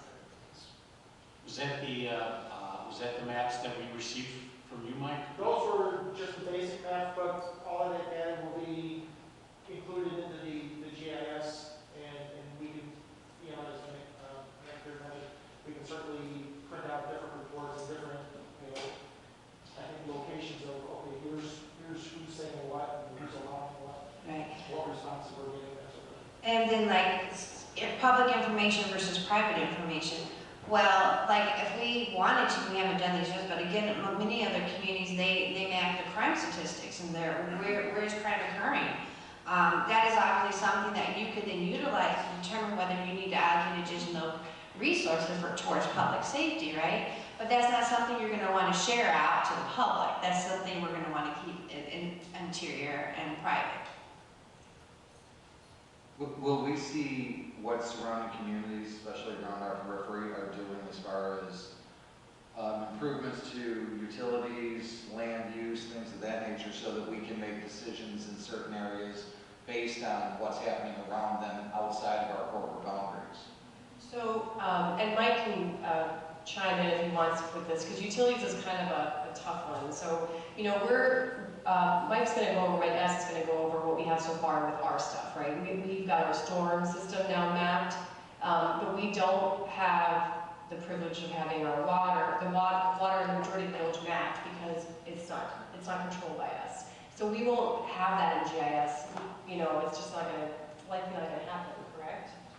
No, but there's definitely the ability to collaborate with other villages. Right, but I think it won't be as tangible right in the system for us. I think we would have to It depends on have how. agreements with them and things like that. I think it's not there's not one answer for all that, Keith. I think it's like case by case with each village. Depending on your relationship with them, we do things with other villages, cities where sometimes we're the GIS department for both of them. So it's real easy for us to connect, and once they agree to allowing it, the sharing is read-only so that they can pull it up, because maybe they have water mains running down the same road, things like that. But we run into that a lot. We have Shorewood and Joliet, and Shanahan all sharing their stuff between them. So they have access in their own maps to bring in the other town stuff. They can read them to see where it is. But it really depends on your relationship with them and whether or not they're willing to share that. And but if they're on RTS Online, it's pretty easy to be able to share that data back and forth in a collaboration. Any other questions? So this is just a little bit of a recap. You know, we currently use the GIS right now to just reference parcels for reviewing building permits, answering zoning questions, answering questions from the residents and business owners in town, reviewing zoning cases, providing data to our consultants who are working on their comp plan and other numerous long-range planning initiatives. And in the future, we're very excited about this becoming accessible to the public. And then staff, like I said before, we will just have to continue updating our existing data that we have with new attributes, so adding new information into each one of those layers as we get it available to us, and then collecting new data, which I know VJ talked a little bit about our new piece of equipment, which is super exciting, but you know, I think we're looking at, Mike S. is going to talk about street lights that we're looking to gather that data on. As we build new trails, we can attach this thing to a golf cart and drive down the trail, and it will take with accuracy a line in the system that will come right into our GIS, and then we can add attribute data to that trail to say whether maybe it's asphalt, maybe it's not asphalt, maybe it's got, you know, like the width of it. You know, there could be all kinds of things in that data set. So it's really exciting. And this is exactly like what Janie showed you. There will be, this one will also have a mobile view. It will just be like this, and when you click on a parcel, it would just pull up those layers, just like you saw on the in the browser window.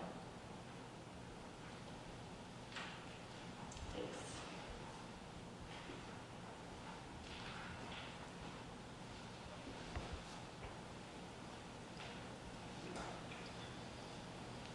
So Melissa had mentioned, we kind of discussed a little bit earlier too, obviously one of the aspects of the GIS is the storm sewer system. So obviously, you know, this is going to be an interactive map which will have all of our storm sewer system on it, manholes, pipes, outfalls, detention ponds, etc. And then there's obviously multiple things that we're going to be able to utilize that from as far as staff. One of the things, over the last couple of years, the Village of Homer Glen has become a what's called an MS4 community. The IEPA requires communities over a certain population and within a certain location to other communities to become what they call an MS4 community, which is a municipal separate storm sewer system. And what that requires is we're required to monitor and basically manage any kind of, definitely erosion control, but also any kind of illicit discharges into the creeks. We're required to do inspections of the outfalls, both any kind of residential outfalls from our storm sewer system, but also any kind of commercial or retail outfalls that are going into the creek as well. And that's typically on an annual basis that we're going to be doing those inspections. So one of the first and specific requirements for that MS4 permit was that we were required to create or come up or provide or possess a storm sewer atlas. So the village, we unfortunately didn't have that information. We had numerous plans that were provided to us from the county, but we had no one source location to look at our storm sewer system. If we do get any kind of, to perform these inspections, we can go to this map now, we can print out the various locations of the outfalls and then go do those inspections. We can import that information if we needed to into the report, into the GIS system, to kind of explain, you know, when we've done these inspections and that sort of thing.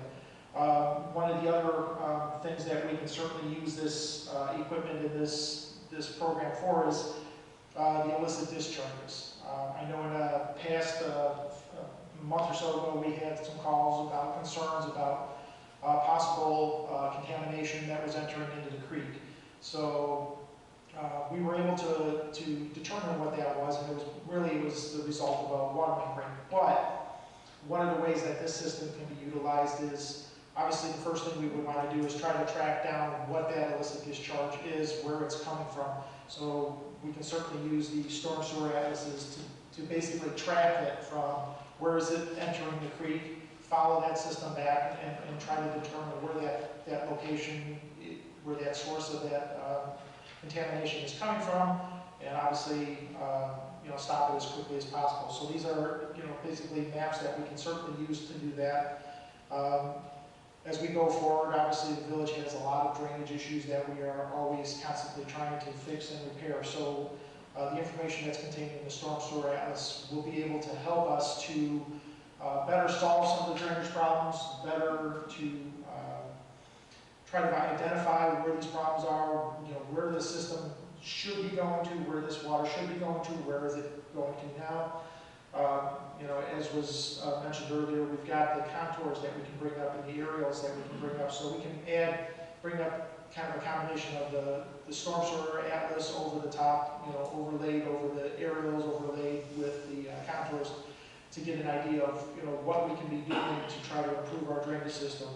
And certainly if we're going to be doing any kind of future planning, any developments are coming in, where is the location that they're going to be connecting their systems to? Is there any kind of drainage area or problems in that area that we will need to identify with them? And then certainly, again, as we're going forward and doing our drainage improvements, we can include that data so that we know when these improvements were done. Oftentimes what will happen is when we're working with the Homer Township Road District to resolve a drainage issue, they will install an additional catch basin or manhole as part of our process. So these are new things that we can add that new information in so that going forward, now we have the most current data. So that's certainly some of the ways that we can utilize the storm sewer viewers as part of the GIS. This is just kind of a basic, kind of a storm sewer viewer example of what you would see on the system. This is basically the mobile views. Obviously, most people or majority of people are going mobile nowadays. So these are some of the things that you would actually be looking at. And then what? Let's see. Let me just.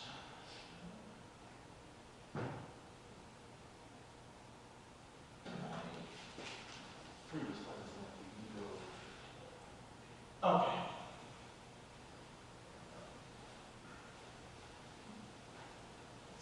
So this is actually our storm sewer viewer here. So this is Woodbine West subdivision. So you can kind of see the closer you zoom in, zoom out a little bit. So here's the subdivision. You've got the detention ponds located. You've got all of the storm sewer, the catch basins, manholes, flared end sections, things of that nature. The more you zoom into this, now you've got the arrows that show the direction of the flow, where's the flow going. If you click on a structure, you'll get some of the information on what type of structure this is. So this is an open grate structure. It's a 4-foot diameter concrete structure. And then going back to that kind of that level of confidence on the data, if you look down a little bit, it says the source. So this one is based on an as-built drawing that was created in February of 2005. So the more accurate the data we have, obviously the better the map is going to be. Again, it's what you start with and what you put into there is what you're going to be able to get out of that. So certainly these are things that are going to be able to help us going forward in determining, like I said, drainage issues and also just overall for all of the other things that we're going to be using it for. How long does it take to update a subdivision? This is from 2005. If you were to get it up to 2020, how long would it take you to update that? Well, and that's probably one of the things that we would be updating it is, again, now we've got the equipment here that we can actually go and start locating this and actually get the actual real-time data for that. So, this information was based on an as-built, which is much better than a proposed plan or just a construction plan. This is, so this is a higher level of what you would start with.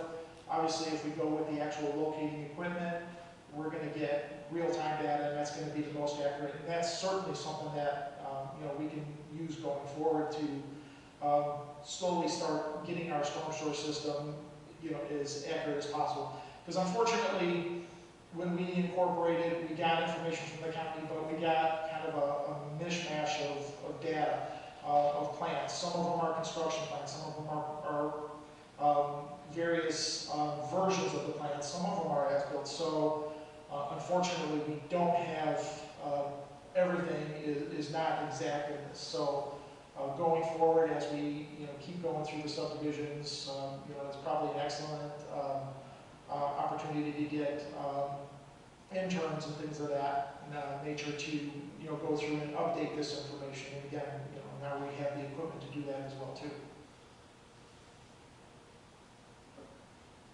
If I can add on that, so that field that says right there, as built, that's kind of his barometer of where it's from. The lowest level would be plans, because plans, you don't know if it was built that way, and then you have as-built. And then we have multiple categories for even if it was field located, if it was mapping grade GPS, is high accuracy GPS. So even when you see GIS data that just says GPS accurate, or GPS located, it really, there's a very large, broad span of what the accuracy of that actually is. So there's multiple other fields in there also for locate, if it is located, what locate date it was, who located it, if it was another company or if it was someone here, how it was located, the exact time and everything like that, and the last edited user. So there's a lot of fields in there to track that information. So let me ask this question then. HR Green has been doing a lot of the flooding in our area, and they're very familiar with this. Can we get information, or have we received information from their, because I'm sure they're using GPS technology, correct? Yeah, a lot of times what they're using is AutoCAD files, which has that information is all included in there. So there's ways to download that information, especially once you have it. If they go back and do the as-built, any firm, but if they do the as-built then and they've got those coordinates revised in their AutoCAD files, there's a way to download that information so that we don't have to add that separately. That we can download it. Right. Something for the future that we've talked about is potentially modifying the ordinances to require as-built data from developments for them to actually provide the located position of the utilities so that they can be brought in without the staff having to go back out and shoot them. Yeah. And we require as-built now. Yeah, we require the as-built now, and what we've been doing as well too for the projects going forward is we're requiring them to provide us not only just the PDFs of the drawings, but we also are getting the AutoCAD files as well too. Right. I'm just saying it just makes sense because we're already contracting these people. They've been through our systems, they know them, the sewer systems and everything. So I just think it would just behoove us to be able to, because we're contracting, they should provide us with this information. Oh, certainly, I certainly agree. And just maybe, for some of those that maybe are not familiar, the AutoCAD that's basically the drafting programs that most engineering firms use. There are basically two different programs that are used, but the majority of municipalities are using AutoCAD. And then again, that's all through the computer. It's all very easily downloaded, very easily modified if is necessary. So, Mike, I have a question for you. Real world, you just showed us Woodbine West. Yes. And there's that property that's just to the south of them. Their front retention areas. It's had a lot of flooding issues in the past, as well as flooding across Cream and into Statler. Mm-hmm. And I know we've looked at doing some flood remediation over there recently. So have you learned anything looking at this stuff that's coming in now? You're getting some data from the real world, what it looks like out there. So now are you starting to see things that maybe you couldn't see before because you didn't understand the flows or the directions, or where all these pieces and parts were. Is this starting to help you to formulate like a game plan for these, or you in conjunction with HR Grant or whatever, or the engineering firm? Yeah, I mean, certainly, we've had a bunch of this data already, but the problem is, you know, kind of as was mentioned before, it was here, it was here, it was here.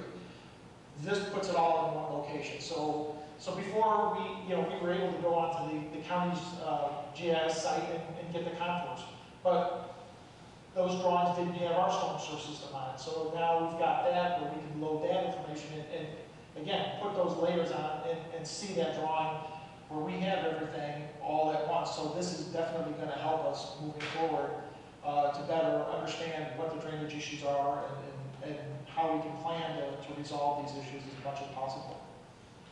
Thank you. So then the next phase, what we're going to be looking to do, obviously, is the streetlights. So right now, we have a very rudimentary atlas of our streetlights. Basically, it's just a kind of a folder with paper sheets that the various subdivisions with various colored dots showing what type of streetlight it is, whether it's a Lumec, whether it's an aluminum pole with what they call a cobra head, whether it's the pole topper ones, and then another color for the wattage. So obviously one of the things that we're going to be doing is, especially with the new equipment we got, is we're going to be able to go and locate all of our streetlights. So we'll have that actually electronically located. So in the future, when somebody's looking to get the atlases of our streetlights, we will certainly have that. This will definitely help us so that when we get knockdowns or we get replacements, things of that nature, any kind of lights out, we'll be able to locate where that streetlight is.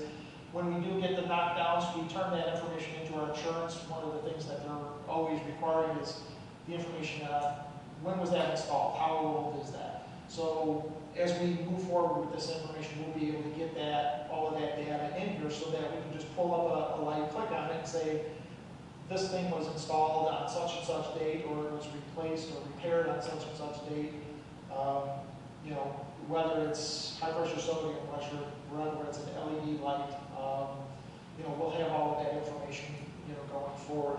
And then certainly as we are moving forward and we're getting these wireless, the small cells, we're going to be able to have that information on where are those located. Certainly the cell companies are going to be looking to get copies of our atlases so they can locate those facilities as well too. So these are just some of the things that we'll be able to use going forward, to add this information. And certainly there's going to be a lot more, but again, it will help us to know, what equipment and what infrastructure we have out there and what we need to do to make sure it's maintained properly. And then with that, I will turn it over to Joe.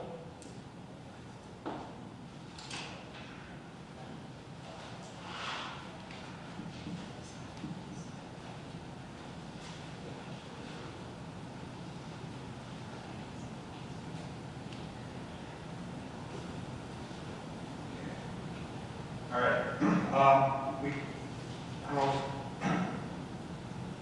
We've been using iWork software for about over a year now. We use it for building permits, for contractor registration, for code enforcement, our local business registration and licensing. So it serves a few functions for us as far as data keeping.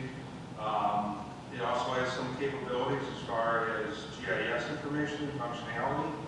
I'll show a little bit of that. Most of the mapping capabilities on here are data-driven. From the information that we get, we enter into iWork, like Trey mentioned. We do permitting, so we're able to pull up all our single families, the number of pools we did this year, code enforcement, sign issues that we've been out in the field, all that information's entered in here.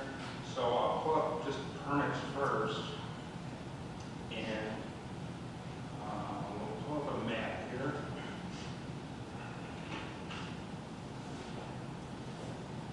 Also, what we're doing, this currently, we've just kind of been working on this. It does give us the availability of looking at zoning maps as well. So if we get an inquiry for a permit application, or just a resident or somebody has a question regarding what the requirements are for a certain permit, if they can build a big pole barn on a certain property, we're able to link it to the zoning map as well and see what their zone and what their requirements may be. So this particular one, I'm going to pull up all the above ground pools that we did this year from January to September, and we can map that.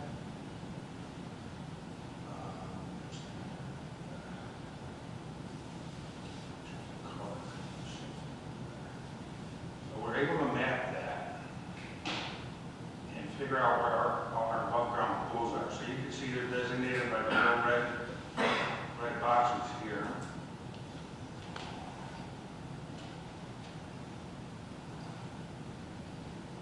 So we could pull up this particular parcel, and what it's showing us is that there were actually 2 permits pulled on this particular parcel this year, which first was the above ground. One was an above ground pool, and the other one is probably going to show that it was a shed also. So we're able to pull up that parcel and find out any information. Here's our actual permit application, what's occurred there, what inspections have occurred, if there's anything outstanding, the status of it. So we're able to do that, as well as all these other types of inquiries we can do through iWork. So we can do all commercial type of permits that we issued this year, commercial build-outs that were issued this year, demolitions that occurred this year, fences, different type of inspections, just our plumbing inspections. We can show what occurred with our outside plumbing inspector, single families, all the single families that occurred this year, any of our outstanding single family TCOs that are still sitting out there. So that gives a good information for that type of inquiry. Also, we can do all our code enforcement issues too. So we can map and select through zoning, code enforcement. We can see all the open issues that we have pending that haven't been closed out yet. I think currently we have 400 and some issues that are pending out, or that we did this year with some of them pending. So we have a particular property here, and it'll show what that code enforcement issue is just by tapping on it. There was some burning, it's closed. Needs some cleanup in a commercial property along 159. I'm joking. So obviously that type of information isn't something that we would put out into the public. You know, who made the complaint and personal information.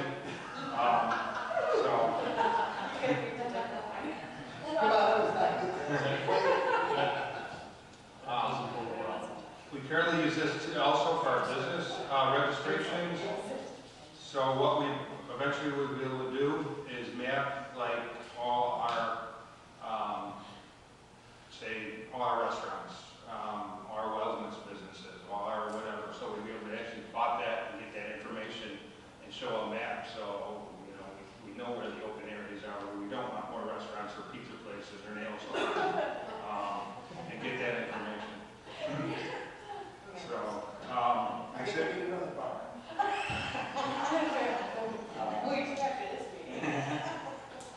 it's a little bit of work in progress. We're still, you know, working out the bugs. iWork's actually going to be updating this based on some of the feedback we've given them in the next couple of months. And we're also investigating how we can link some of this information to the other GIS program so that we can kind of get that out there in the public portal probably as well, with limited information on it. So, any questions? Great tool. It's really fun. That's it. Thank you. If I mentioned with the iWork, it's one-way street with the GIS. You can consume data from GIS, but you can't do that. One-way, it's only one-way traffic. It takes data from GIS, makes maps, but you can't. They can export it. They It's can. not really. You can't export it. It just won't do it automatically. Yeah. But like we data, tabular data to Mike, or, I mean, you and I can make data sets, but Mike doesn't for us specifically speaking, but you can create those data sets from the tabular data. It's just a manual process right now. So I know this was a lot, but we always like to share with the board new things that we're working on, technology, makes us more efficient and effective in how we manage the business of the village. So thank you for letting us share this information with you tonight. If you have any questions, we're available to answer them. Yeah, I think it's a great tool.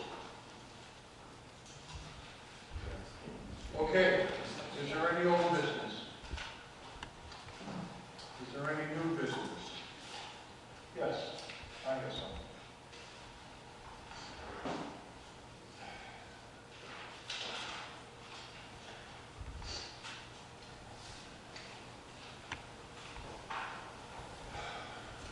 Yesterday I received a Facebook message with a poster of Mike Ficalone, Steve Dallas, and you, Trustee Desmond. The poster was announcing a special meeting with the Will County Sheriff's Department for District 7, Homer Township residents and businesses to be held at the Megaplex. The topics to be discussed include recent crime surge in Homer Township, Will County Sheriff response to current trends, how to react when a car is being carjacked, and that's just to name a few of the items. But did you forget to discuss or inform your fellow village board members about this? The ones who you work with, and for the betterment of all our residents. Did you reach out to me as mayor, out of respect, about a very important plan event in our community that involves our contractual relationship with the Sheriff's Department that we pay to protect our village? Did you talk to Carla or Barack, who co-chair the Public Services and Safety Committee for all of us? They have been meeting regularly at their monthly meetings, and they will ensure the village board knows of any concerns and issues.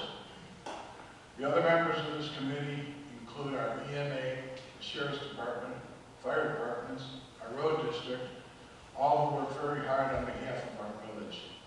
Did you talk or include them? The answer was no, you did not. The three of you did this apart from the village and have now put unnecessary fear in our village that our residents are not safe. This is unacceptable. You are using our relationship with the Sheriff's Department for a political gain due to an upcoming election. The entire village board works tirelessly for this village. We are supposed to be a team. We discuss things that are important for our village, and we work together to resolve these. We have a great relationship with the Sheriff's Department and work daily with Lieutenant Howard and his officers on what is happening in our village. This includes what is going on in the village and how we are keeping everyone safe and on their toes, and they do a great job for us. There are unfortunate things that happen, yes, but that is true in any community.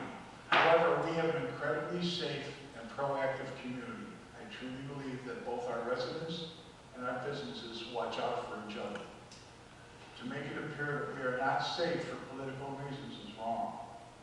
I'm very frustrated and disappointed that you felt this way was the right way to go about this. You should not be surprised by these comments. This is not the first time you have shown disrespect for this board. The safety of our village should never become a political stunt or football. We all should be able to work together on important community issues in an open and respectful manner. Mayor, can I respond to that, please? Yes, you can. Thank you, sir. First of all, I never thought I'd ever disrespected this board in the past, and if I have, I'd love for you to tell me about it someday. Secondly, I was approached by Will County board members to find a venue for a meeting to talk about certain aspects of what have been going on in our community. It was not meant as a scare tactic. It was not political. In fact, myself and one of the other Will County board members are not even running. And nothing political was even mentioned on the flyer for anybody who hasn't seen it.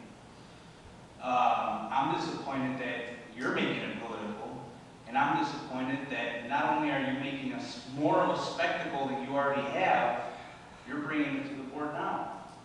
It seems to me, sir, yourself and other board members have done nothing but put down any suggestions I've had. In fact, the business roundtable that was brought up a few days ago, I brought that up publicly during a meeting in February. I've sent emails on it, formal emails on it, twice. No reaction. Other trustees bring it up. I wasn't consulted on it. It wasn't brought to me. So are we to say that we all think that the businesses are being run out of here? Or, because we're comparing apples to apples for what you said. I can't put a program out there for our residents on safety. We had a carjacking at McDonald's. When have we ever had one of those ever in our history? We have. Exactly. So for you to sit there and say I'm overreacting or using scare tactics in politics, I'm sorry to say it, but my job here are the residents, okay? I get elected, I don't get elected, which, by the way, I'm not up for another 2 years. So am I supposed to sit here, sit on my hands and not do anything because of the fact that I'm not running? Is that the mentality that we're using? Sir, I don't think so.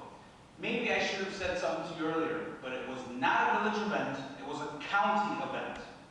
Secondly, for what? What am I going to bring it up for? So you guys can shoot it down and ignore it like everything else?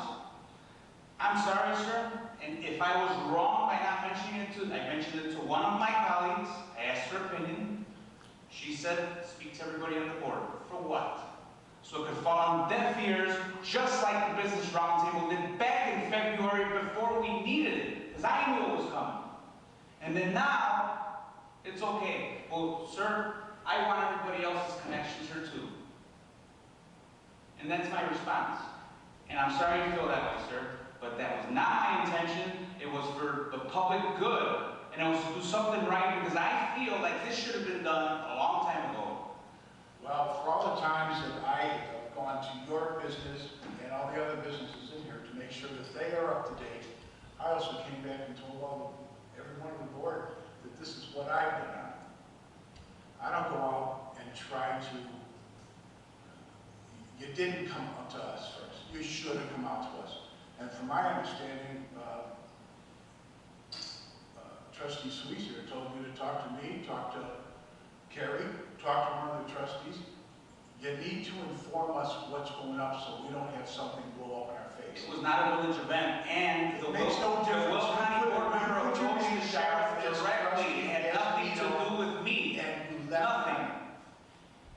Our Will County board representative approached the sheriff directly. I approached our local sheriff, and I did not get a response because I figured you had something to do with it. So I said, you know what, I'm going to stop. I had something to do with it. Can I finish my statement? Because I No, think it's wrong. because I have a question. If you're saying Yes, I did I'm something- asking, I don't know. I put it in a question phrase because I don't know. I'm assuming.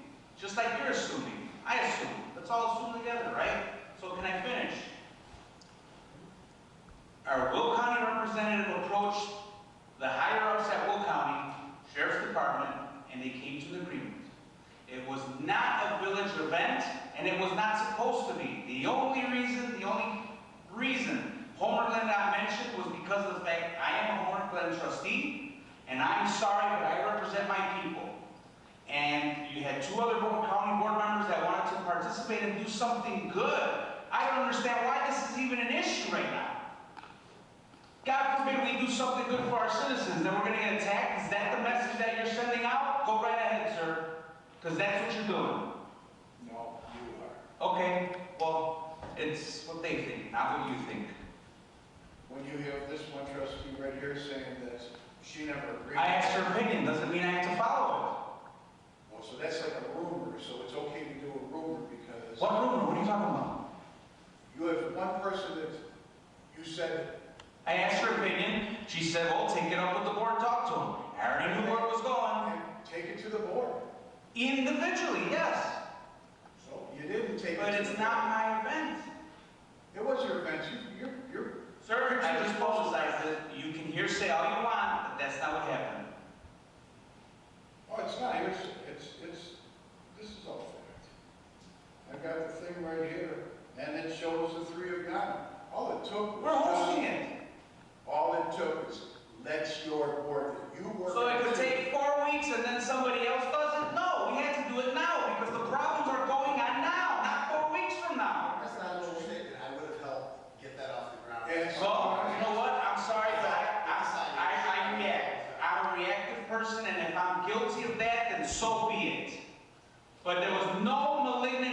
question on what I did. You just forgot. I You forgot. just forgot to come. I didn't forget anything. No, you don't forget it. No, sir. Because every time You go back and get forth something all to you your want. restaurant, I make sure I follow it up. Yeah, and I went to dog and pony show. What did I need from you, sir? You said no to me on everything. You wouldn't even let me open up an hour before, like you've done every single year. Every year you said, Ruben, go ahead, open an extra hour for New Year's Eve. So politics got involved. Guess what, Ruben? We can't do it because you didn't ask me in time. That's bull because we've never done that before. So don't tell me that you sit there and you do me favors because you don't. I do. Okay, well, Everyone else has it. They come to me, they send a letter in, we approve it. I'd have no reason not to approve it. Every meeting that we've ever been in, I have said, I want the businesses to make money. I want them to build it. I'm the one that pushed for the liquor to be sold afterwards. I'm the one that told you when we went back to level 3, open up the doors, have the people come in. sir, you didn't just tell me, you told the whole community. I did. Okay, so you didn't do me any favors. That's my point. I'm not doing it. I'm not asking for I'm it. not trying to give a favor to one person. It sounds like you are, so why are you even telling me this? You're just twisting this. I'm not twisting, sir. I'm stating facts. So far, I'm 10 for 10 right now. In your own mind. Is that All I'm saying is this is a board. You were voted on this board. We helped you get on this board. And we've tried to guide you in the direction at least you know how this works and how we make sure that we do right by the village. Sir, I wasn't on any slates. You didn't help me do anything. In fact, you asked me to be on your slate, and you changed your mind, and I went on my own. 2 weeks before we started, you asked me to be on your slate, and I told you no. That's a different story. So let's get That that. was and once you get control. So I hope there are no more, because I'll call you out on every one of them. Sir, you can call me out on every single one of them, and I will have the answers because I speak the truth. I don't lie. Maybe you should take a few lessons on that.